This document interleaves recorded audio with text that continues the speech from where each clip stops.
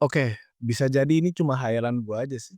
Tapi menurut gua, pada layer tertentu tuh, sains dan agama tuh sebenarnya sama aja. Yang gua maksud sama di sini adalah, dua-duanya tuh sebenarnya berdasar sama kepercayaan juga. Ya, kepercayaan pada figur-figur tertentu, kepercayaan pada hal-hal yang nggak kita saksikan sendiri. Ya gua tahu kedengarannya pasti ngaco sih. Iya, jadi kalau nanti menurut kalian gua salah, gua ngaco, dan kalian mau kritisi gua atau mau maki-maki gua, silahkan. Tapi sebelumnya, kasih gua kesempatan buat ngasih penjelasan.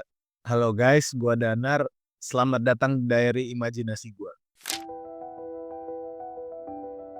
Terlihat menyala, terbang dengan sayap indahnya. Seorang malaikat pergi menghampiri orang suci. Malaikat itu memberitahu bahwa Tuhan adalah Sang Maha Kuasa. Mendengar kabar itu, si orang suci berpikir, "Aku harus menyampaikan pesan ini."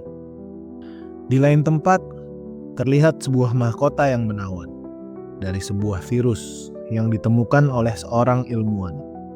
Virus ini sangat berbahaya dan mematikan. Menyadari itu, sang ilmuwan berpikir, "Aku harus menyampaikan pesan ini." Sementara itu, si orang suci menyampaikan pesan yang dia dapat pada banyak orang. "Kalian semua harus menyembah Tuhan yang Maha Kuasa," katanya. Lalu bertanyalah mereka, "Bagaimana mungkin Tuhan itu ada?" Dan dia menjawab, "Malaikatnya datang dan memberitahuku." Lalu percayalah mereka dan menyebut diri mereka para pendoa. Begitupun sang ilmuwan. Dia sebarkan hasil penemuannya pada banyak orang. "Waspadalah terhadap virus berbahaya," katanya. Lalu bertanyalah mereka, "Bagaimana mungkin virus itu ada?" Dan dia menjawab, "Aku menemukannya dalam penelitianku." Lalu percayalah mereka dan menyebut diri mereka para pemikir. Suatu hari mereka semua bertemu, para pendoa dan para pemikir. Lihat mereka, bodoh sekali. Mereka takut dengan apa yang tidak bisa mereka lihat.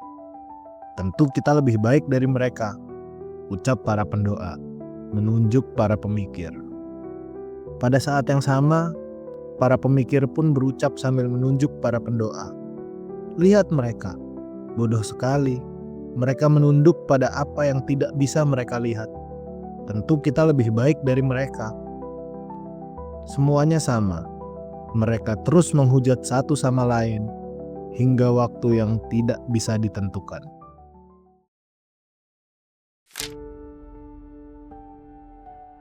Nah ya, kalian pernah dengar cerita barusan?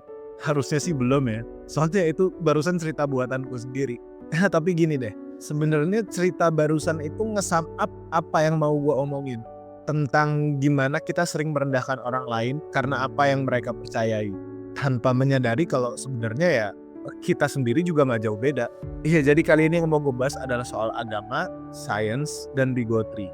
Ya udah pada tahu lah ya, agama tuh ya kepercayaan, sains itu ilmu pengetahuan, dan bigotry adalah bentuk respon intoleransi seseorang dalam menanggapi suatu hal di luar kepercayaannya. Oke, kita mulai dari agama lah ya. Ya kalau ngomongin agama udah jelas lah, ya dasarnya emang soal kepercayaan, faith. Ya tentu ada proses berpikir juga di situ. Terus ada proses emosionalnya juga. Ya intinya ada proses dan berbagai alasan lah sampai akhirnya kita tuh memutuskan untuk mempercayai agama tertentu. Ya tapi tetap ujung-ujungnya ya emang soal tentang kepercayaan. Nah tapi kalau ngomongin soal sains tuh harusnya sih nggak gitu ya. Kalau ngomongin sains tuh tentu nggak jauh-jauh dari yang namanya penelitian, eksperimen, analisa yang ujung-ujungnya tuh menghasilkan bukti empiris. Ya biasanya laporan dari hasil penelitian tersebut tuh dikemas dalam bentuk jurnal. Jadi kalau ditanya soal bukti dalam ranah sains, ya jurnal itu yang jadi buktinya. Yang nantinya jurnal itu bisa dibaca banyak orang, diteliti ulang, dikembangkan, atau bahkan dibantah. Ya yang namanya sains tuh harusnya terbuka buat disanggah dan dibantah. Asal ya ada dasarnya. Tapi gini deh, kalian pasti banyak ketemu orang yang ya mungkin emang pinter atau dia ngerasa pinter aja. saat ngeklaim kalau mereka itu nggak percaya sama agama karena nggak ada buktinya. Ya simpelnya gini deh, mereka itu mempertanyakan kenapa kok orang-orang bisa percaya sama perkataan orang-orang zaman dulu yang disampaikan turun-temurun lewat buku. Nah, kalian pernah nggak ketemu orang kayak gitu? Oke, tapi kalau di tahap itu sebenarnya belum jadi masalah sih. Tiap orang emang punya hak buat percaya dan nggak percaya sama sesuatu. Yang jadi masalah adalah ketika orang-orang seperti itu menganggap atau bahkan ngasih label bodoh ke orang-orang yang percaya. Dan bukan sekedar masalah etika di sini. Lebih ke mereka sendiri sebenarnya.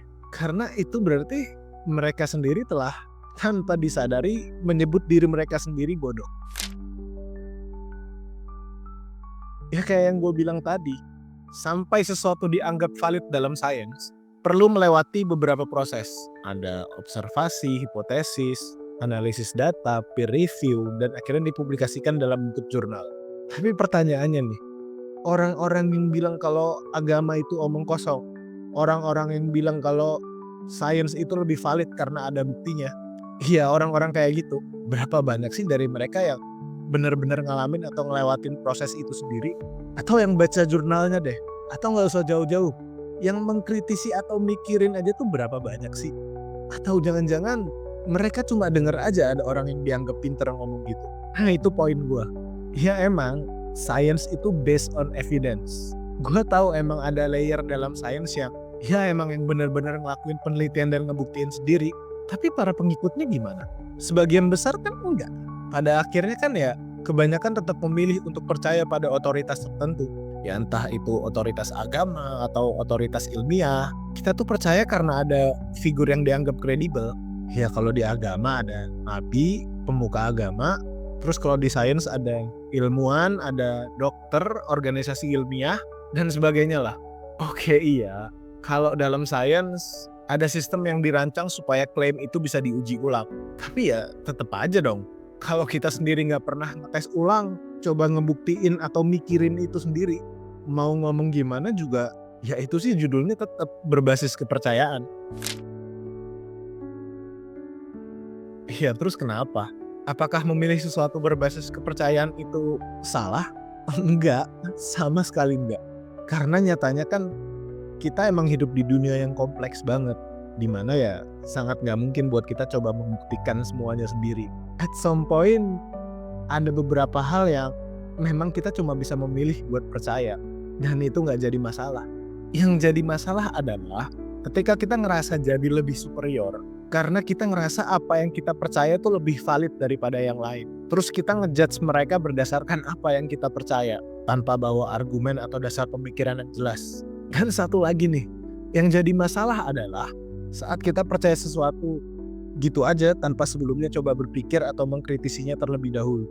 Karena sekarang kan banyak tuh headline-headline di sosmed yang isinya tuh bilang studi mengatakan kalau ini begini, ahli mengatakan kalau itu begitu, atau Profesor Oxford mendapati kalau bla bla bla, ya gitu-gitulah. Banyak banget kan yang begituan beredar di sosmed dan banyak yang percaya. Nah, itu yang jadi masalah. Cuma karena ada embel-embel studi, ahli, profesor, terus langsung mikir gitu. Oh, ini sains nih. Oh, ini nyata nih. Seriusan. Gini ya, bahkan jurnal aja tuh ada loh yang namanya jurnal bodong. Iya, jadi jurnal yang abal-abal lah kasarnya. Ya, entah metode penelitiannya gimana, pengumpulan datanya gimana. Ini lagi, bisa-bisanya gitu aja percaya sama headline sosmed yang gak ada penjelasan dan gak ada sumbernya. Ngaco kan? Ya jadi gue harap udah cukup jelas lah ya. Yang gue komentarin di sini bukan agama ataupun sainsnya, melainkan bigotry dari para pengikut-pengikutnya. Ya intinya mau agama ataupun sains, kedua hal itu memiliki fondasi kepercayaan yang sama-sama rapuh kalau nggak dilandasi dengan sikap terbuka. Emang ujung-ujungnya ya apapun yang kita percaya harus diikuti dengan kemauan berpikir dan bersikap kritis. Kalau mau ngeritik ya kritiklah dengan argumen dan alasan-alasan yang jelas. Dan kalau misal ada yang ngeritik juga jangan malah dibawa ke ranah personal, bawa-bawa perasaan pribadi atau malah di cancel. Karena sebenarnya kritikan tuh kalau ditanggapi dengan baik bisa jadi bahan diskusi yang membangun satu sama lain. Cuma sekarang kalau kalian lihat, anehnya tuh gini, mereka yang anti kritik tuh kebanyakan tuh malah orang-orang yang nganggep kalau agama itu udah rusak. Orang-orang yang ngakunya open minded, yang ngakunya berpikiran progresif, yang kalau dikritik tuh malah ngejawab, "Ah, kalian kurang edukasi." Tapi ya udahlah, itu bakal gue bahas di level. Ya akhir kata, buat kalian yang mikir kalau orang yang percaya agama itu bodoh atau orang yang percaya sains itu sesat, coba dipikir ulang. Mungkin yang bikin seseorang jadi bodoh atau sesat tuh bukan soal apa yang orang percaya, tapi soal gimana respon terhadap keyakinan orang lain. Itu aja sih yang pengen gue ngomong di video kali ini. Oke, sekarang kalian udah dengar, gue pengen dengar pendapat kalian.